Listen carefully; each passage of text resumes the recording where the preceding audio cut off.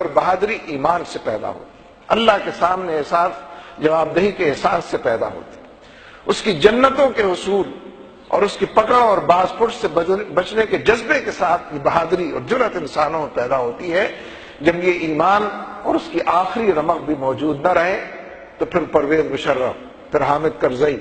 پھر یہ جتنے بادشاہ اور جتنے شیخ اور جبر کے حکمران بیٹھے ہیں جو مسلمانوں کو ہی روک رہے ہیں کہ تم نام اس کو ایکسٹریمزم دیتے ہیں۔ یہ نہیں کہتے کہ جہاد سے بعد آ جاؤ،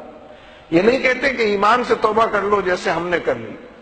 یہ نہیں کہتے کہ ہم تو خود حدود اللہ کے اندر ترامیم کر رہے ہیں، تو اس پورے قرآن کو ترمیم کرنا چاہتے ہیں، اس کے اندر کوئی نئی چیز لانا چاہتے ہیں جو مغرب کے لیے قابل قبول ہے،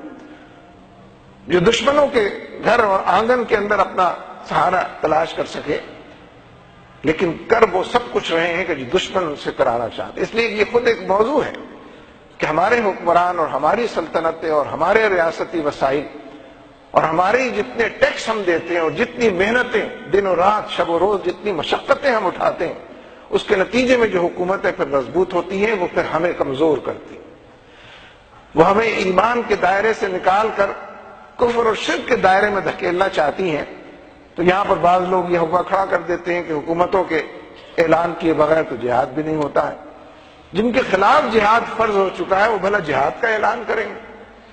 جو خود اللہ اور اس کے رسول کے منکر ہو گئے ہیں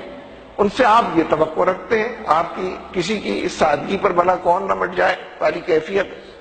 اس لیے جب یہ ایمان یہاں پہ دستک دے رہے ہیں کہ یہاں سے کھرچ کر نکال دیں، اس کلمے کو یہاں سے دل و دماغ کی دنیا میں اگر یہ سرایت کر گیا ہے، جسم و جان کے اندر، اس کے ہر ریشے کے اندر اگر یہ ایمان موجود ہے،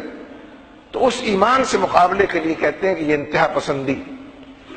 جو کشمیری کر رہے ہیں وہ انتہا پسندی ہے، جو فلسطینی کر رہے ہیں وہ انتہا پسندی ہے، جو افغانی کر رہے ہیں وہ انتہا پسندی ہے، جو عراقی کر رہے ہیں وہ انتہا پسندی ہے، جو شیشانی کر رہے ہیں وہ انتہا پسندی ہے، اور یہ جو لاؤڈ اسپیکر پر تم ممبر و محراب سے کھڑے اور بیٹھ کر بات کرتے ہو یہ سب انتہا پسندی ہے۔ تو کوئی ایمان ایسا ہے کہ جو اس کو للکارے اور پکارے؟ ہر روز اس کے مظاہر موجود، چاروں طرف کے حالات میں اس کی گواہیاں، شہادتیں موجود، اور ایمان نہ کسی کے ذوف کو دیکھتا ہے، نہ کسی کی پیرانہ ساری کو دیکھتا ہے۔ ایمان کسی چھوٹے اور بڑے اور وسائل سے لیس اور بے وسیلہ کو نہیں دیکھتا۔ ایمان تو خود ایک فیصلہ کن قوت کا نام، بے خطر کود پڑا آتش نمرود میں عشق، عشق ایمانی کا نام ہے نا۔ اور عقل ہے محو تماشائے لب بام ابھی، کہیں ایسا نہ ہو جائے کہیں ویسا نہ ہو جائے۔